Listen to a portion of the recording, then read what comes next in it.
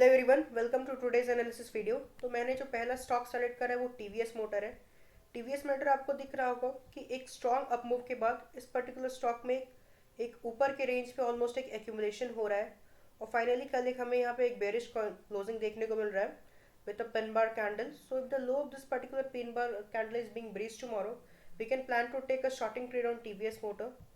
Another stock is Coforge. Coforge में भी कुछ सिमिलर काइंड ऑफ स्ट्रक्चर है। कोफोर्ज ऑलमोस्ट एक lower low kind of structure का फॉर्मेशन हमें दिखा रहा है, राइट। यहाँ पे एक लोअर लो, फिर लोअर हाइज, फिर लोअर लो, फिर again lower highs, and finally ये पर्टिकुलर लो है, ये ब्रीच हो चुका है। और जो कोफोर्ज में एक जो हमें शॉर्ट टर्म सपोर्ट जोन दिख रहा है वो भी काफ़ी दूर है।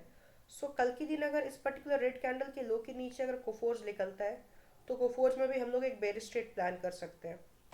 Another stock is Ramco cement. And Ramco cement what we are seeing, मैंने इस पर्टिकुलर स्टॉक को समवॉट अराउंड इधर दिया था बाय करने को लेके। उसके बाद काफ़ी अच्छे एक स्ट्रॉन्ग बुलिश मूव हम लोगों को देखने को मिला। But you guys know that market always travels in wave, the price always behaves in waves, right, travels in waves. तो यहाँ पे हो क्या रहा है, यहाँ पे हम लोग को एक रेंज बाउंड सेशन देखने को मिल रहा है और yesterday there is a bearish closing. So if the low of this particular red candle is being taken out tomorrow, we can plan to take a bearish trade on Ramcom Cement. Another stock is Adani Enterprises. In this particular stock, I will be quite interested here. Why so? See, this particular support zone has been tested multiple times. एक बार test हुआ, दूसरी बार और तीसरी बार और finally चौथी बार में यहाँ पे एक ब्रेक डाउन आ चुका है। और ब्रेक डाउन आने के बाद क्या हुआ है, यहाँ का जो सपोर्ट जोन है वो काफ़ी ज़्यादा दूर है, right.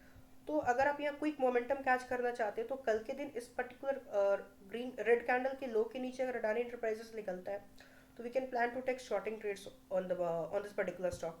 Another stock is Hind Petro. In Hind Petro also we are having similar kind of structure. यहाँ पे एक बेरिश हम लोगों को पुश देखने को मिला। उस पुश के बाद स्टॉक काफ़ी ऑलमोस्ट एक डेढ़ महीने से एक ही रेंज में ट्रेड कर रहा है और फाइनली इस पर्टिकुलर रेंज के नीचे ऑलमोस्ट क्लोजिंग आ चुका है। सो कल के दिन अगर इस पर्टिकुलर रेड कैंडल का लो ब्रेक हो जाता है तो हम लोग हिंड पेट्रो में भी एक बेरिश ट्रेड प्लान कर सकते हैं।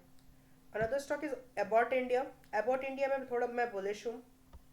यहाँ पे दिख रहा होगा, यहाँ पे एक फेक ब्रेकडाउन आया, फिर से वापस से यहाँ पे प्राइस ऑलमोस्ट इसी पर्टिकुलर रेंज पे ट्रेड कर रहा है और रेंज में ट्रेड करने के बाद यहाँ पे ऑलमोस्ट हाइस के आसपास क्लोजिंग है with a pin bar candle.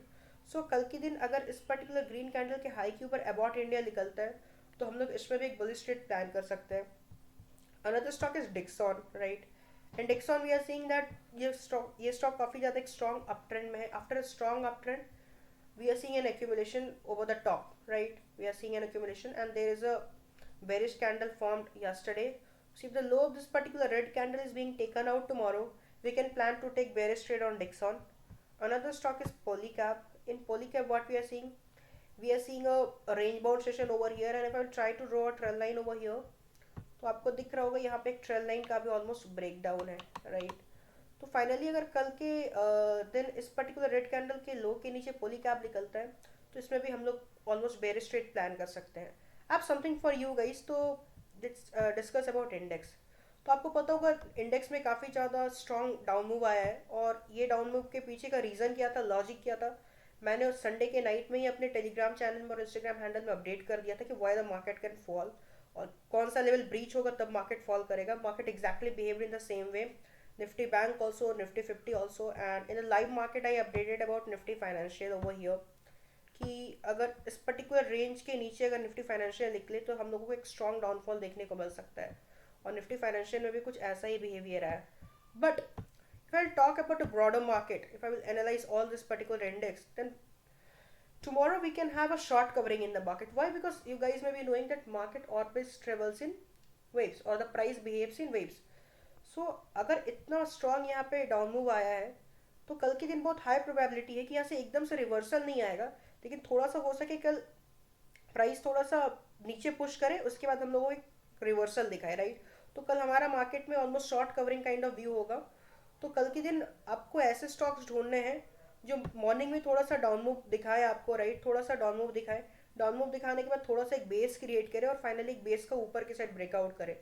तो कल के दिन if you guys can plan like short covering trades, so दो trades will work in the best way.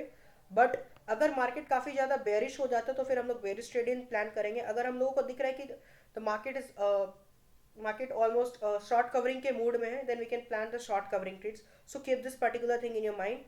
I hope this particular analysis would be helpful for you. Thank you. See you in the another video.